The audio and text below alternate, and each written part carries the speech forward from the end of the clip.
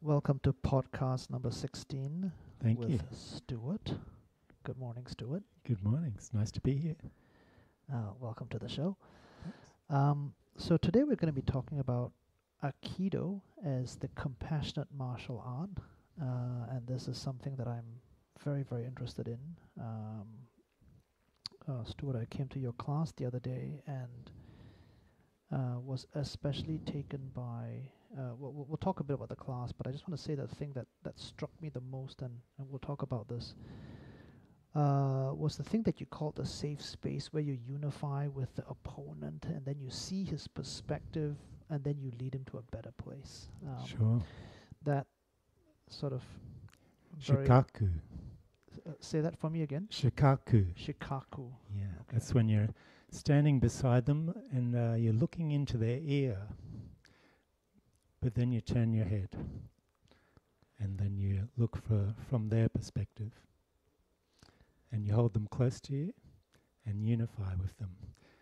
But it's also, in a practical sense, it's very safe as well. It's a very safe space. Talk a bit more about this as an example of, obviously we should have started with, the entire sort of compassion of Aikido as an overview, but I also like just jumping straight into it. Since we're into it now, we can Sure. come back later and do the overview. Talk a bit more about Shikaku. Yes, well, Shikaku it's basically the second step of a technique.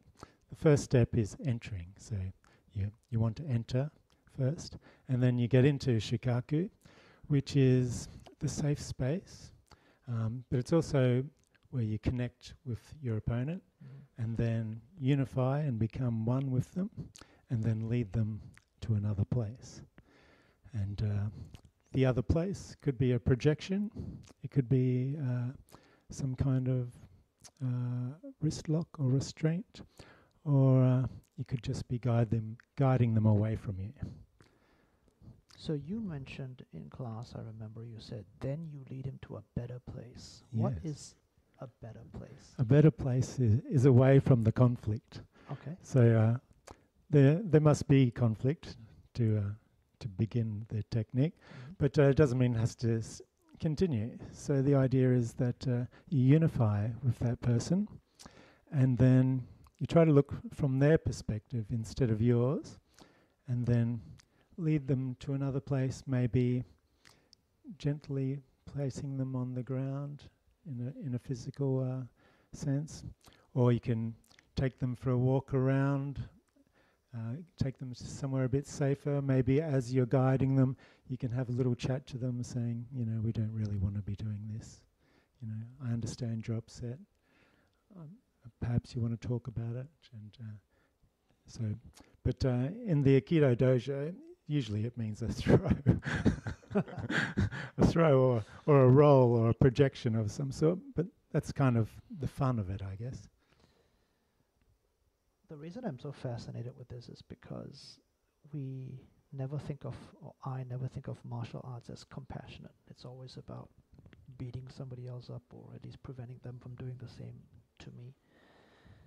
Talk a bit about the overview of how Aikido has come to be known as the compassionate martial art. I mean, this technique you mentioned is one of those, the words you use, but how about in general?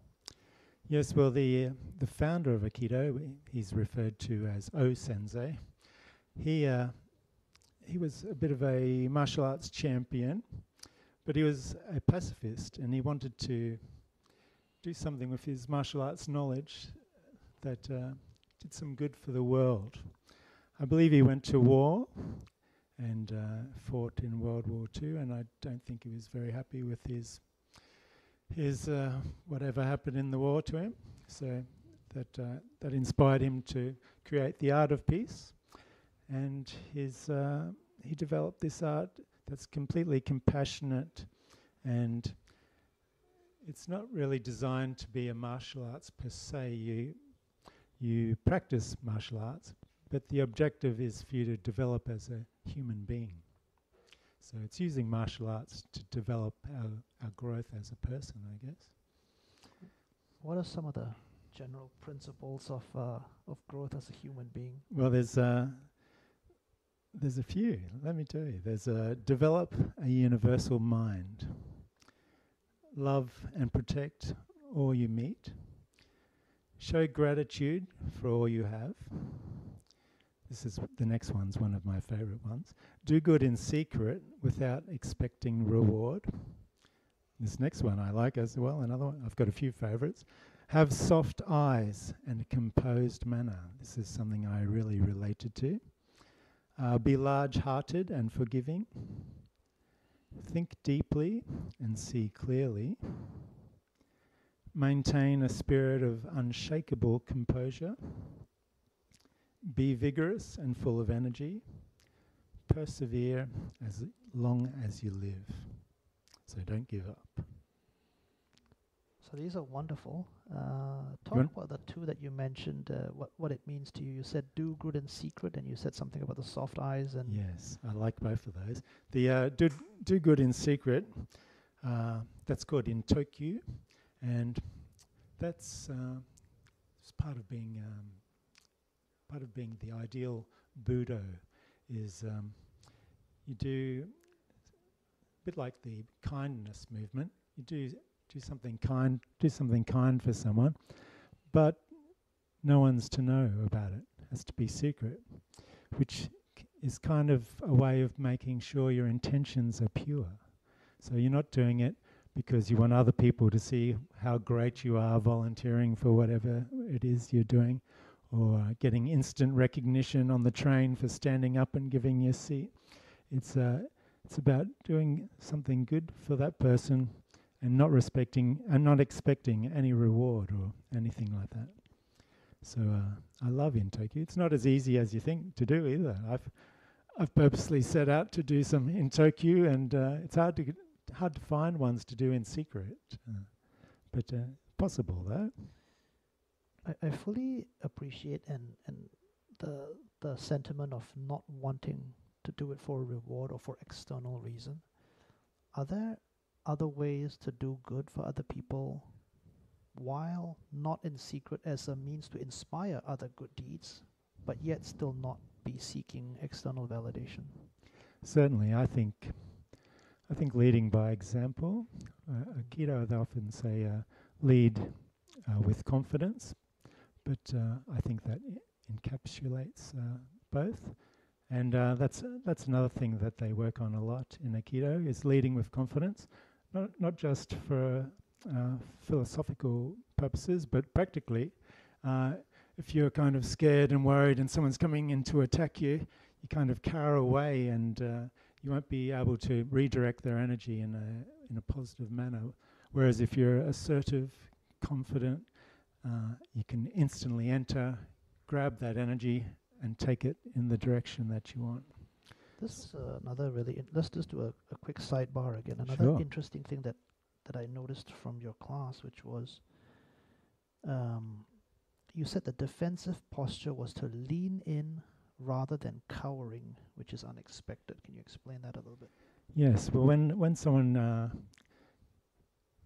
someone goes to attack you, they're obviously they're most likely to be a bully of some type, and the usual reaction from a bully to a victim is the victim will cower away, and that's what they expect to be your reaction.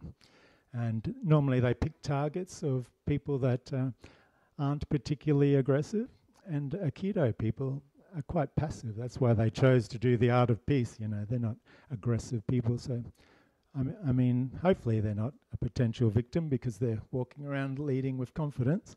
But if they were, they would. Sorry, I've lost my train of thought. Leaning in. Leaning in, or entering. Yes, entering. I Yes. don't know if entering is the same as leaning in, but these were words sure. that came Yeah. from you. So with entering, it's throwing them off track, taking their mind, doing the unexpected, and it also requires split-second timing. If you compare it to hard martial arts, Aikido is considered a soft martial art. normally they take out the opponent first. As soon as they see a potential attack, before it even begins, they just want to take them out, so they kill them, in their first strike, straight for the throat or something like that. Whereas Aikido, because it's compassionate, you can't just kill them first. You've got to quickly capture their hand as they go to attack, redirect their weight, their energy.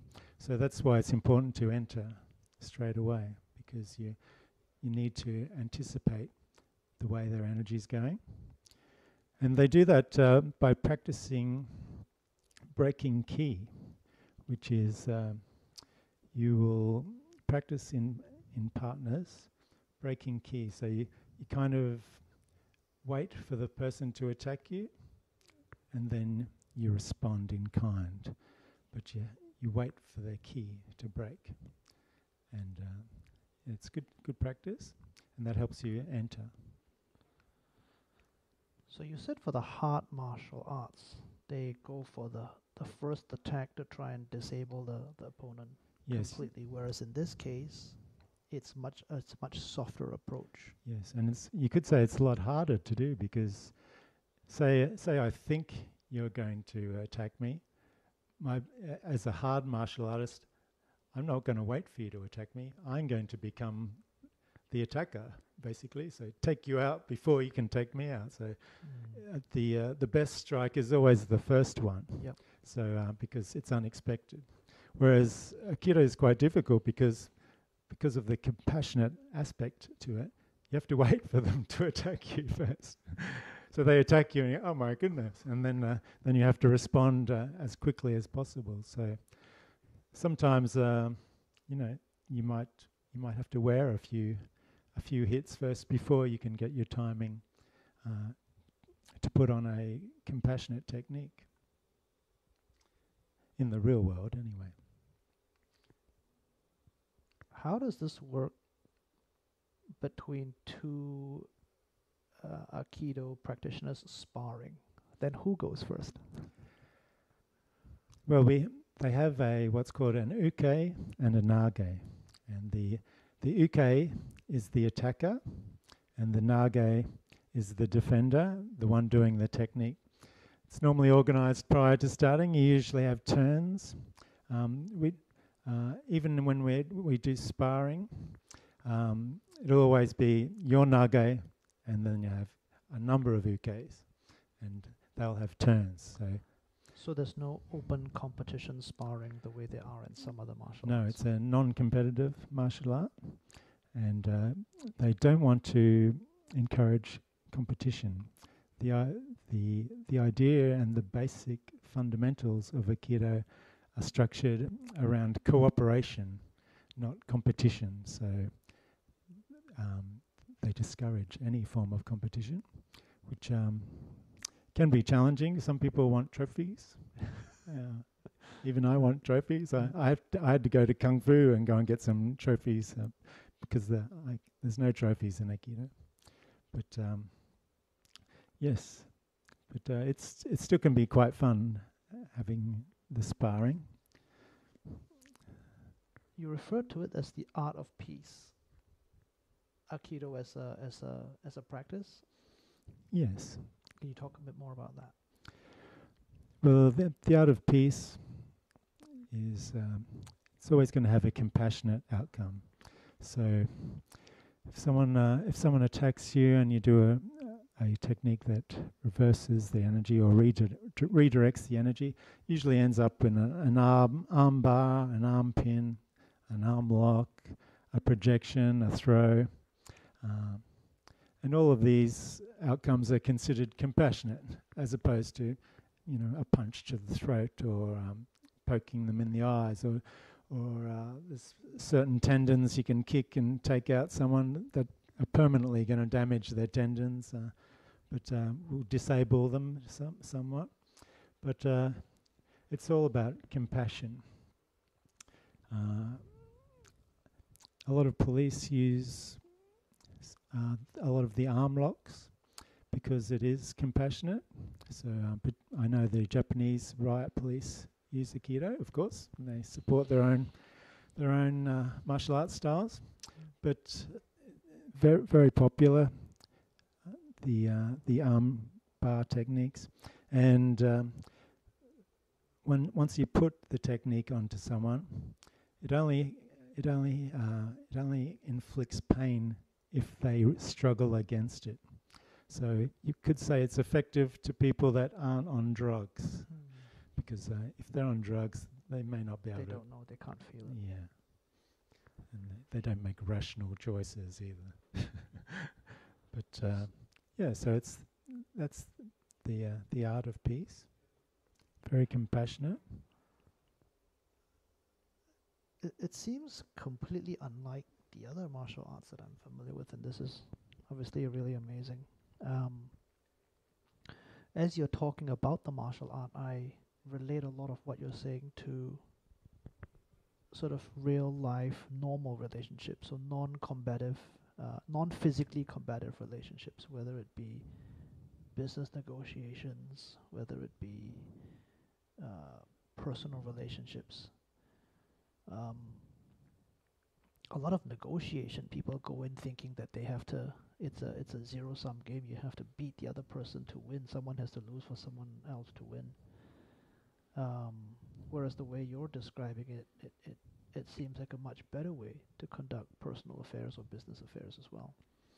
Yes, one of Sensei's mantras is practice Aikido in your daily life. So that was his ultimate ambition, was for Aikido to become part of people's daily life, not for them to become martial artists. And there's so much of Aikido that you can use in daily life. Just having a uke and an age training together, that's ego training at its best. I mean, if you and I are training together, we both know what technique we're about to practice, but I could use my ego and make it more challenging for you to do what you want to achieve, and I can make it a struggle, I can make it painful, I can just make sure that you don't achieve what you're trying to do, or I can choose to put my ego aside and work collaboratively with you, and we both make a beautiful example of the technique, and then it can be my turn, and you can do the same for me, and we can share that experience and unify and demonstrate a nice example of the technique. Do you have some examples of O Sensei's teachings where you use the principle of Aikido in your non-martial art life? Yes, well, I certainly do. The one you were talking about before, the Shikaku. There's basically three steps. There's to a technique. There's entering, where you get into Shikaku. Then you look from their perspective, and then you lead them to a better place, as we discussed before. But this works perfectly with conflict resolution, and I used to use it myself when I worked for this organization, and escalated complaint calls would get put through to me, and I would just use the same principles of Aikido with the clients. I would listen to them. First I'd enter and go, yes, good morning, sir or madam, and I appreciate if you'd stop swearing at our staff firstly, but I'm here to help you, and maybe you could tell me what the problem is, and then I'd listen to them, and they'd have a lot to say, but that's what they want. They want someone to listen to them and see their perspective, and then I would unify with them by going, I can see your perspective, and I understand why you're upset.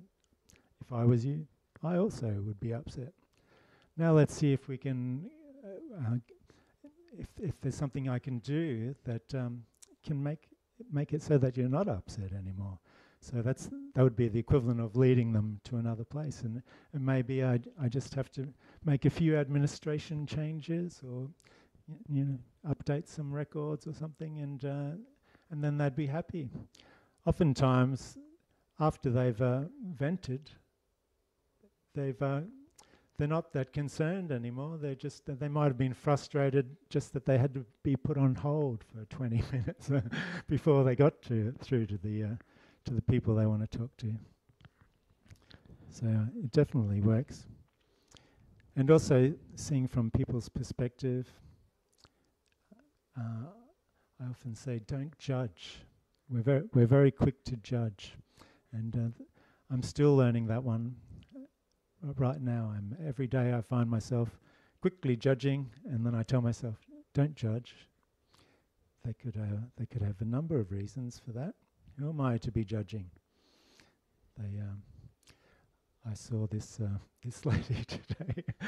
It's got nothing to do with Aikido, but this lady today where I live, and she was clipping her fingernails over the balcony, and straight away I started judging her because I was thinking, well, the poor neighbours underneath, it's going all onto their balcony, and then I looked up and I thought, well, maybe she can't really see. You know, there's a bit of a ledge, and she probably doesn't know that it's going exactly onto their balcony. She probably just thinks it's just falling off and going down to earth.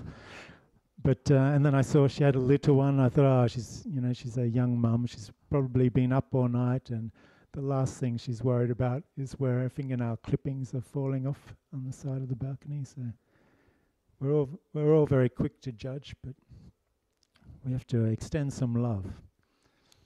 Is it better to not judge, or is it better to have said something? I think it depends what it is, I guess. And most of the time we judge and we keep it to ourselves, which isn't doing ourselves any good.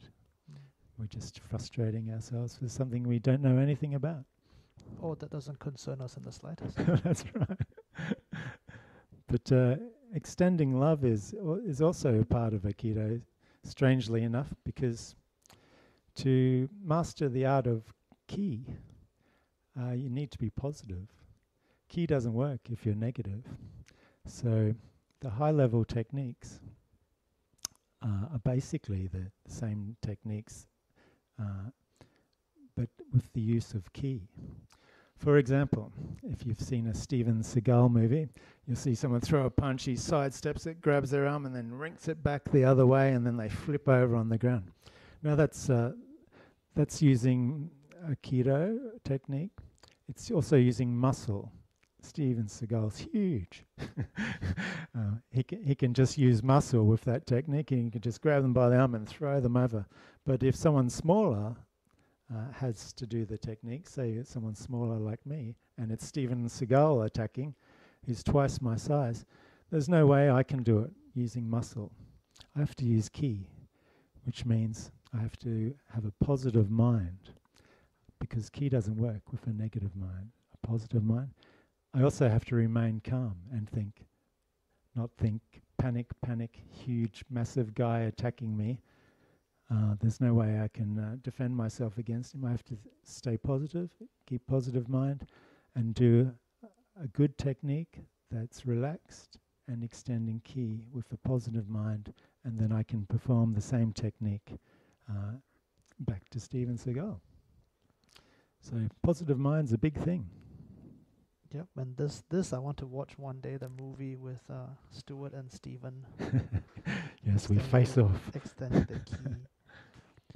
Back to the principles of Aikido, you mentioned soft eyes that really struck you as well. Yeah.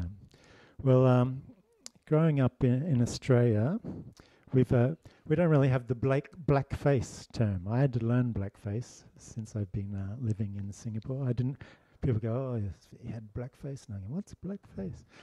But now I've been here 5 years, I'm very familiar with what blackface means. But in Australia, we call it the death stare.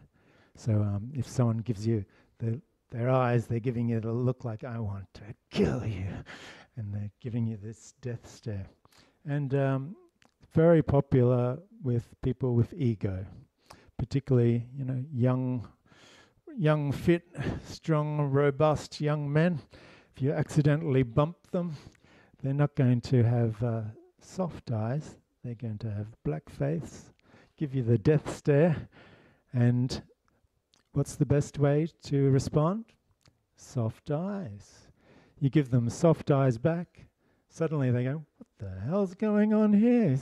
This guy's looking at me nicely, giving me sweet eyes, looking back at me, and suddenly they don't want to fight you because they're not getting the response that they expect.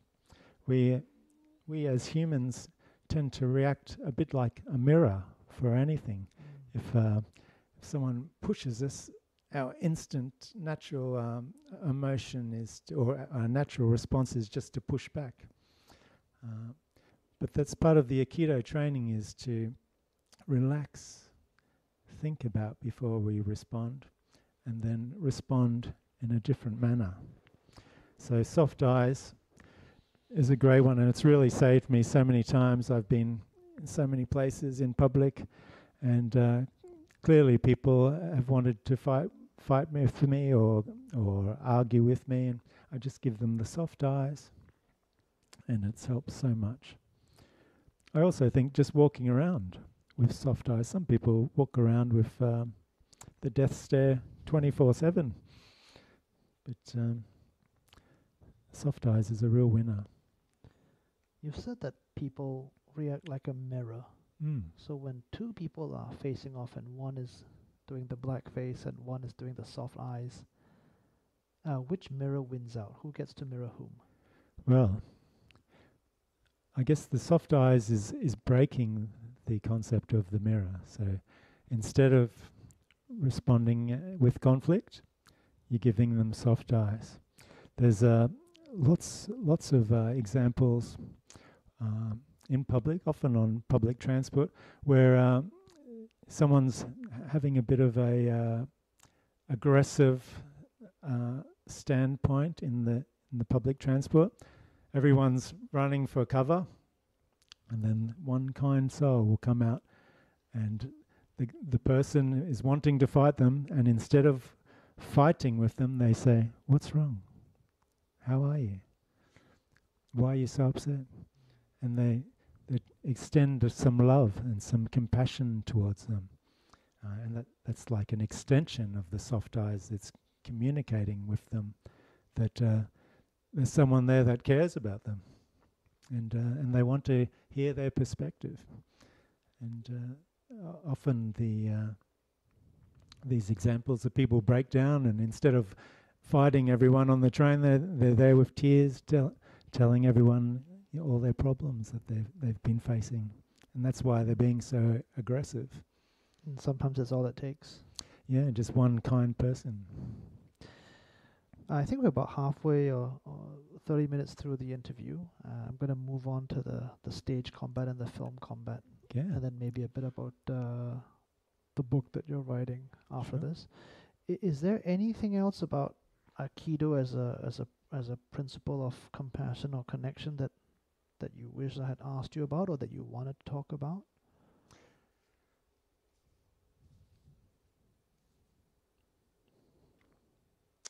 We could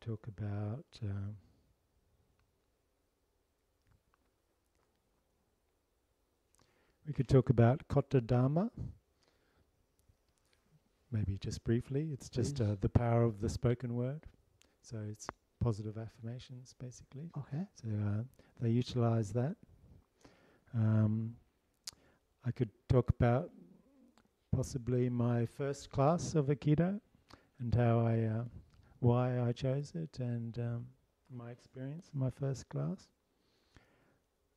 I also have I like to talk about multitasking.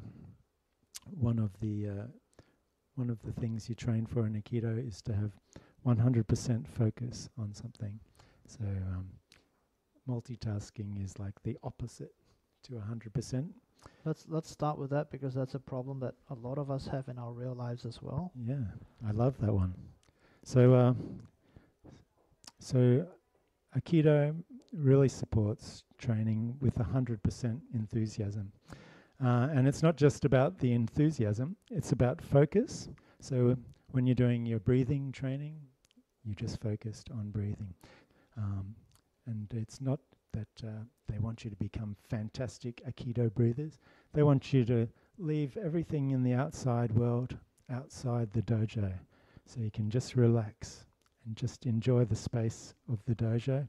Leave your other world at the door when you bow onto the mat. And you can just focus on your training 100%. When you're doing a technique, You're not thinking about what you have to do at work tomorrow, or you've got what you've got to make for dinner. You're 100% focused on the technique, and that way you'll be able to perform it nicely. The Japanese culture, I think, has a lot to do with this in Aikido. I believe they're not very big fans of multitasking, and Sensei's brought it into the Aikido philosophy. For example, there's no multitasking in Aikido, and it's exactly the opposite of multitasking. They want you to focus completely at one thing at a time. So you do this 100%, and then you do that 100%, and then you do that 100%. And in my personal opinion, multitasking isn't really multitasking. There might be a few exceptions, but if you ask me, it's really just alternating tasks. People are going from one task to another task and back again. And I've also worked in data management for the health department, and it's very important to have high accuracy because people's lives are at stake. And there's no way they want you multitasking with their data. They want a high accuracy. So if you're multitasking, you're not going to be doing your job at a high level. You're doing two jobs at a low level. And you're not doing them at the same time anyway. You're just alternating between the two. So that's a big focus in Aikido, is to give 100%, not just enthusiasm, but of your focus. Another thing Aikido has is kotodama, which is the power of the spoken word.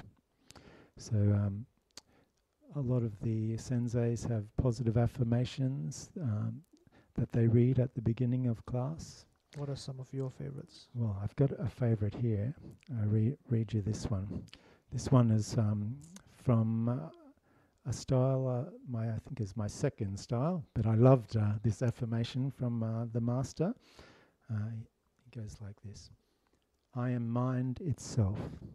If I hold positive thoughts in my mind, good things are likely to happen. Holding negative thoughts in my mind works against my best interests. Therefore, even if my body suffers physically, my mind remains optimistic.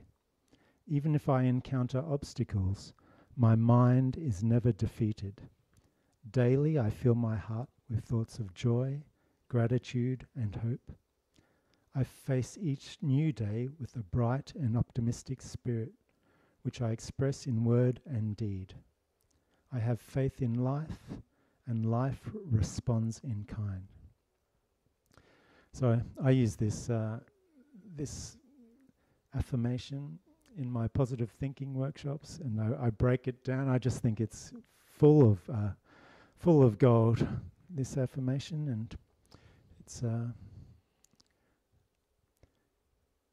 it's come straight from the heart of Aikido. Some of the things I love is I have faith in life, and life responds in kind. This is one that I use all the time. I'm just, instead of thinking of all the things that can go wrong and what all the bad things that might happen, I just have faith that it's all going to work out. I'm not sure how, but I have faith that it will. And sure enough, things always work out. I also love, I face each new day with a bright and optimistic spirit. I think this is a great one. I mean, I haven't spoken to the master personally about it. I have spoken to him, but not about his motto.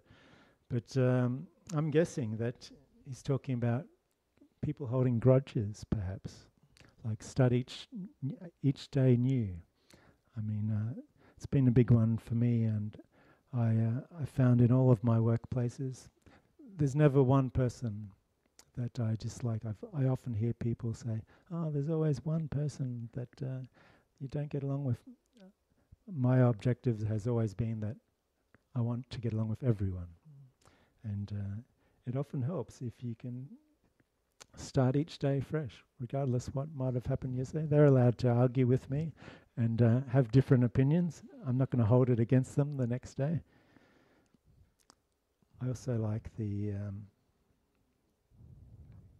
fill my heart with thoughts of joy, gratitude, and hope. It's always good to be to show gratitude. Absolutely. So you mentioned positive thinking workshops that you run, and maybe it's a good time to segue onto that. We Sure. can talk a bit about that and about the classes that you run in stage combat and film combat at the local schools here. Maybe you can give us a brief introduction to that. Sure. Well, I've just started doing positive thinking workshops. The Shine Now conference in 2019, the youth conference. They approached me, and I did a positive thinking workshop with them, and it went smashingly. And I used a lot of Aikido material amongst it. Obviously, it's my background, so it's something I find very easy to draw from. I also teach stage combat at LASALLE, and I teach it to the Diploma of Performance students. And I teach film combat at HCAC. I know you've had Camille on the program before. That's right. And we've got a great short course at the film combat there. So that's there are a couple of the things I do. Which principles from Aikido did you share with the positive thinking workshops that the kids there really appreciated? Well, I shared the motto that we just went through, and then I broke it down a little bit, just like I was doing then, and then I got them to do some kotodama. I got them to write some I am affirmations. I know you're big on affirmations. Absolutely, and I made them write some I am affirmations. It was good. Only a couple wrote I am. I want to be a millionaire or a billionaire. So that's always a success when they don't all want financial success. Of course, it's good, but it's not everything.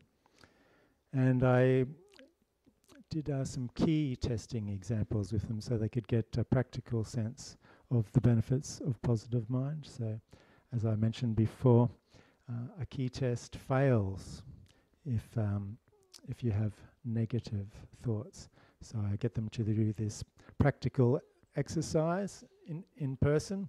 They have to hold their arm up, and if they think of a negative thought, you can easily push their arm down. If they think of a positive thought, it's much harder and they can resist. But they really embraced it. They enjoyed it a lot, and so did I. It was fun. So I hope to do more of that, and that inspired me to write my book. I Can Do Anything, and so can you.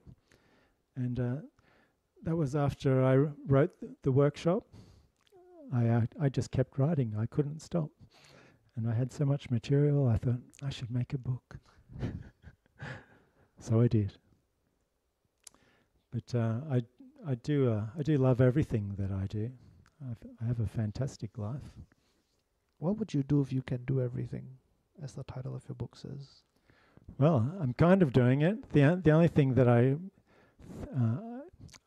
kind of going against my own advice here, but the only thing I'm really missing is a bit more financial success. I feel like my life is kind of wonderful. I'm doing all of the things I love. What are the wonderful bits? Well, I don't work 9 to 5.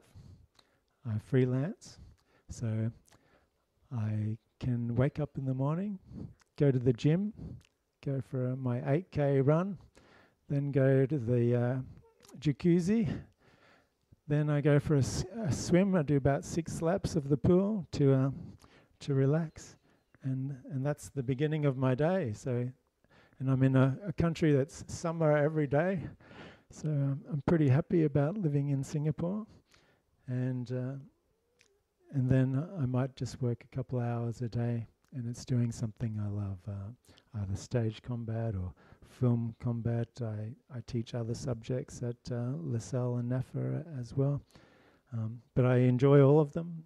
I love working with young people. The class that I watched you teaching, you seemed very, very content and at peace, and obviously very at ease teaching the students, and they seem to love you very much. Yeah, they're wonderful students, that class, and I do really enjoy teaching them.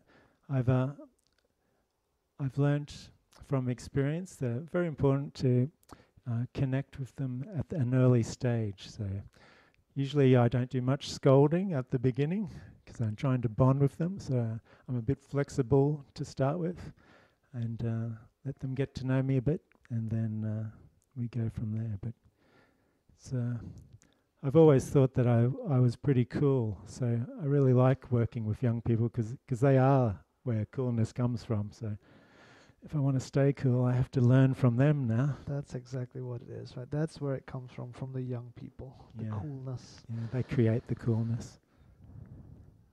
We might be getting towards the end of the interview. Sure. So if you have any questions for me, or if you had any other points that you had wanted me to ask you about that I haven't. Would you like me to ask you some questions? No, not particularly. Just sometimes some people want to. Sure. Let me see. What have I got on page 12? That's so memorable. Oh, that's okay. Page 8. What's on page 8? Ah, got that.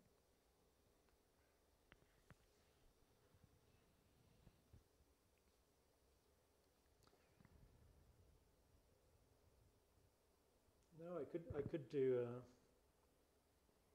my story, but it's not like my story's that wonderful. It's just honest, really. It's not really. Well, maybe tell us a bit about your. I should have done this in the beginning. I went right into it, which is also great. But tell us about your qualifications in Aikido, so at least we get an introduction to you at the end. I'm sorry I did this in the reverse order, but No problem. Well, I'm the chief instructor for Goshinkai Aikido in Singapore. I'm a 3rd Dan black belt, and this is my 3rd style of Aikido. I have done a few styles, and I can still remember my very first class. I chose. I've had an interest in martial arts my whole life, so I've dabbled in different martial arts at different times, but always with the same goal, is that I wanted to be a fight choreographer. So I never really wanted to be a martial artist. I just thought, if I'm going to be a fight choreographer, it makes sense that I at least get a black belt. Who's going to employ me if I don't even have a black belt? So I just completed a course in IT, a bit like Singapore's version of Polytech. And I thought, well, if I'm going to pick a martial art, they should at least have a website. This was before handphones had apps and everything, and websites were the latest thing. So I went through, and I also wanted to do the Jo, which is like the 5-foot wooden staff, like monkey magic. I love Monkey. I'm his biggest fan.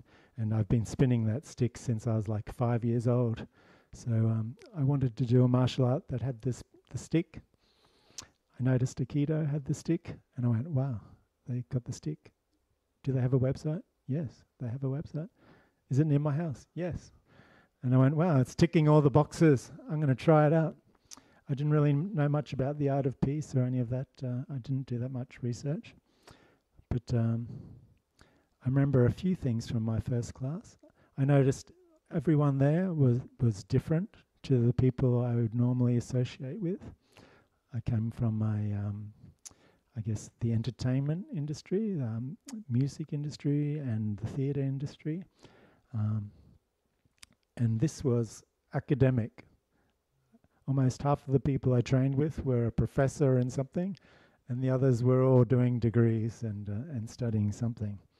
And I thought, wow, this is I feel intellectually inferior to everyone here.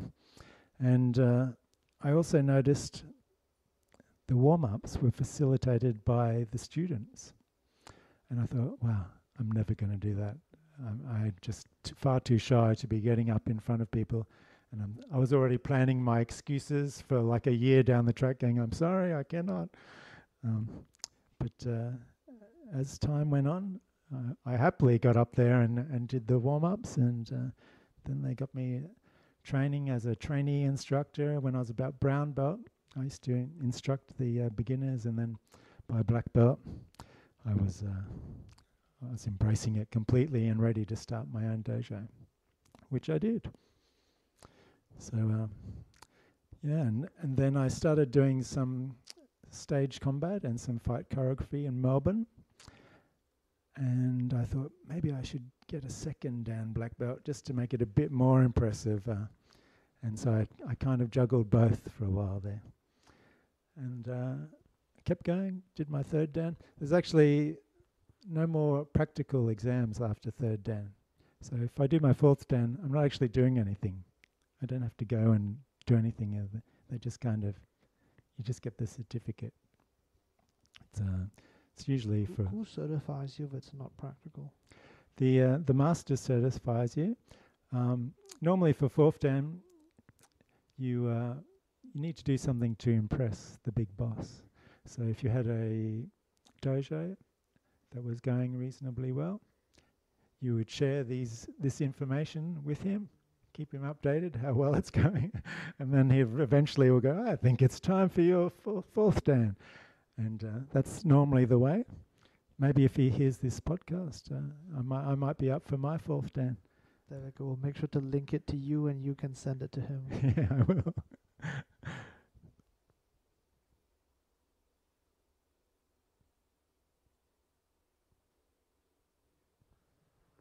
Okay, I think we're about time, I think. Yeah. Ending on a really good note of spreading the good word of Aikido through you. Thank you so much for being on the show. You're most welcome.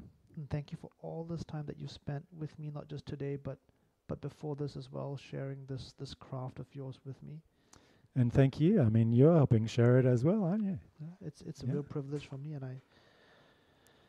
I really like the philosophies behind the actual martial art itself, and that's what attracted me to do this interview with you. So thanks very much, Stuart. Yeah, thank you, Yian.